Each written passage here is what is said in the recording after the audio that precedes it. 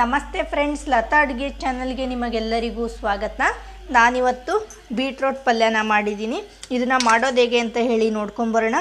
ಅದಕ್ಕೂ ಮುಂಚೆ ನೀವಿನ್ನು ನಮ್ಮ ಚಾನಲ್ಗೆ ಸಬ್ಸ್ಕ್ರೈಬ್ ಆಗಿಲ್ಲ ಅಂದರೆ ಸಬ್ಸ್ಕ್ರೈಬ್ ಆಗಿ, ವಿಡಿಯೋನ ಲೈಕ್ ಮಾಡಿ, ಶೇರ್ ಮಾಡಿ. ಹಾಗೆ ನೀವು ಕೂಡ ಈ ಥರ ಬೀಟ್ರೋಟ್ ಪಲ್ಯನ ಮಾಡಿಬಿಟ್ಟು ಹೇಗಿತ್ತು ಅಂತ ಹೇಳಿ ನಮಗೆ ಕಮೆಂಟ್ಸ್ ಮೂಲಕ ತಿಳಿಸಿ. ನಾನಿಲ್ಲಿ ಬೀಟ್ರೋಟ್ ಪಲ್ಯನ ಮಾಡ್ಕೊಳ್ಳೋದಕ್ಕೆ ಒಂದೆರಡು ಮೀಡಿಯಮ್ ಸೈಜ್ ಬೀಟ್ರೋಟನ್ನು ತೊಗೊಂಡಿದ್ದೆ.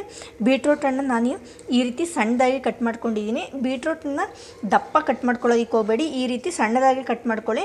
ಬೀಟ್ರೋಟನ್ನು ಬೇಯಿಸ್ಕೊಳ್ತೀನಿ. ಅಂದರೆ ಇದನ್ನು ನಾನು ಒಂದು ಕುಕ್ಕರನ್ನು ತೊಗೊಂಡ್ಬಿಟ್ಟು ಕುಕ್ಕರೊಳಗೆ ನಾನು ಹೆಚ್ಚಿರುವಂತಹ ಬೀಟ್ರೋಟನ್ನು ಹಾಕ್ಕೊಳ್ತೀನಿ. ನಾನು ಬೀಟ್ರೋಟ್ ಬೇಯಿಸ್ಕೊಳ್ಳೋದಕ್ಕೆ ಒಂದು ಸ್ವಲ್ಪ ಉಪ್ಪನ್ನು ಹಾಕ್ಕೊಳ್ತೀನಿ. ಹಾಗೆ ಒಂದು ಸ್ವಲ್ಪ ನೀರನ್ನು ಜಾಸ್ತಿ ಏನೂ ಹಾಕೋ ಅವಶ್ಯಕತೆ ಇರಲ್ಲ, ಒಂದು ಸ್ವಲ್ಪ ನೀರು ಹಾಕ್ಕೊಂಡ್ರೆ ಸಾಕು. ಇವಾಗ ನಾನು ಇದನ್ನು ಮೀಡಿಯಮ್ ಫ್ಲೇಮಲ್ಲಿ 2 ವಿಷಲನ್ನು ಕೂಗಿಸ್ಕೊಳ್ತೀನಿ. ಇವಾಗ ಒಂದು 2 ವಿಸಲು ಆಗಿದೆ. ನಮಗೆ ಬೀಟ್ರೋಟು ಎಲ್ಲ ಚೆನ್ನಾಗಿ ಬೆಂದಿದೆ. ಹಾಗೆ ನಾನಿಲ್ಲಿ ಒಂದು ಪ್ಯಾನನ್ನು ಕಾಯೋದಕ್ಕೆ ಇಟ್ಕೊಂಡಿದ್ದೀನಿ. ಅದಕ್ಕೆ ನಾನು 1-2 ಟೇಬಲ್ ಸ್ಪೂನಷ್ಟು ಎಣ್ಣೆನ ಹಾಕ್ಕೊಂಡಿದ್ದೀನಿ. ಇವಾಗ ಸಾಸಿವೆ ಮತ್ತು ಒಂದು ಅರ್ಧ ಟೇಬಲ್ ಸ್ಪೂನಷ್ಟು ಜೀರಿಗೆನ ಹಾಕ್ಕೊಂಡಿದ್ದೀನಿ. ಹಾಗೆ ನಾನಿಲ್ಲಿ 1 ಟೇಬಲ್ ಸ್ಪೂನಷ್ಟು ಕಡಲೆಬೇಳೆನ ತೊಗೊಂಡಿದ್ದೀನಿ. ಕಡಲೆಬೇಳೆನ ಹಾಕ್ಕೊಳ್ತಾ ಇದ್ದೀನಿ. ಕಡಲೆಬೇಳೆ ಒಂದು ಸ್ವಲ್ಪ ಚೆನ್ನಾಗಿ ಫ್ರೈ ಆಗಬೇಕು.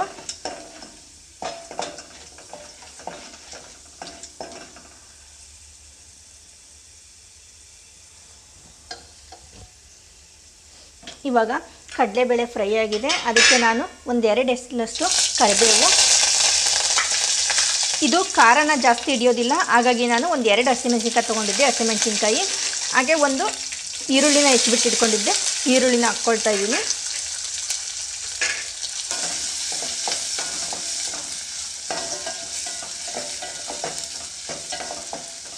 ಈರುಳ್ಳಿನ ಒಂದು ಸ್ವಲ್ಪ ಫ್ರೈ ಮಾಡ್ಕೊಳ್ತೀನಿ, ಅಂದರೆ ಇದು ಟೇಸ್ಟ್ ಬರುತ್ತೆ.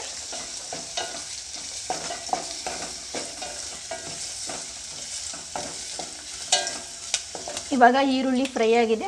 ನಾನು ಅದಕ್ಕೆ ಸಣ್ಣದಾಗಿ ಹೆಚ್ಚಿಟ್ಕೊಂಡಿರುವಂತಹ ಕೊತ್ತಂಬರಿ ಸೊಪ್ಪನ್ನು ಹಾಕ್ಕೊಳ್ತಾ ಇದ್ದೀನಿ.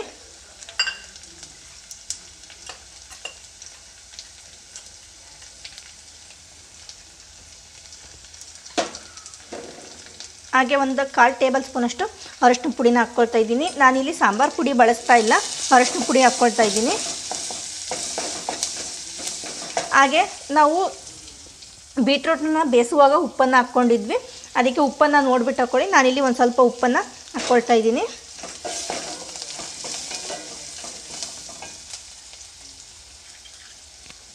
ಹಾಗೆ ಒಂದು ಸ್ವಲ್ಪ ಬೆಲ್ಲನ ಹಾಕ್ಕೊಳ್ತಾ ಇದ್ದೀನಿ.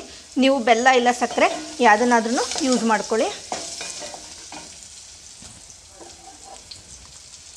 ಇವಾಗ ನಾವೇನು ಬೇಯಿಸ್ಬಿಟ್ಟು ಇಟ್ಕೊಂಡಿದ್ವಲ್ಲ ಬೀಟ್ರೋಟನ್ನು ಹಾಕ್ಕೊಳ್ತಾ ಇದ್ದೀನಿ.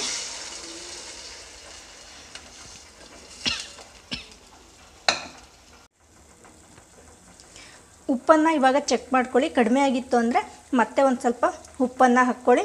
ಹಾಗೆ ನಾವು ಬೀಟ್ರೋಟನ್ನು ಕುಕ್ಕರಲ್ಲಿ ಈಗಾಗಲೇ ಬೇಯಿಸ್ಕೊಂಡಿರೋದ್ರಿಂದ ಇಲ್ಲಿ ಜಾಸ್ತಿ ಬೇಯಿಸೋ ಅವಶ್ಯಕತೆ ಇರೋದಿಲ್ಲ. ನಾವು ಒಗ್ಗರಣೆ ಹಾಕಿದ ಮೇಲೆ ಬೀಟ್ರೋಟ್ ಹಾಕಿ 1-2 ನಿಮಿಷ ಇದನ್ನು ಚೆನ್ನಾಗಿ ಕುದಿಸ್ಕೊಂಡ್ರೆ ಸಾಕು. ನಮಗೆ ಬೀಟ್ರೋಟ್ ಪಲ್ಯ ರೆಡಿಯಾಗಿದೆ.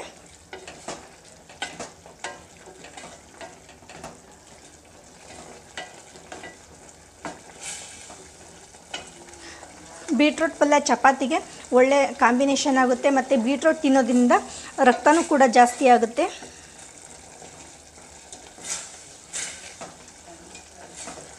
ಇವಾಗ ಚೆನ್ನಾಗಿ ಕುದೀತಾ ಇದೆ, ನಮಗೆ ಬೀಟ್ರೋಟ್ ಪಲ್ಯ ರೆಡಿಯಾಗಿದೆ.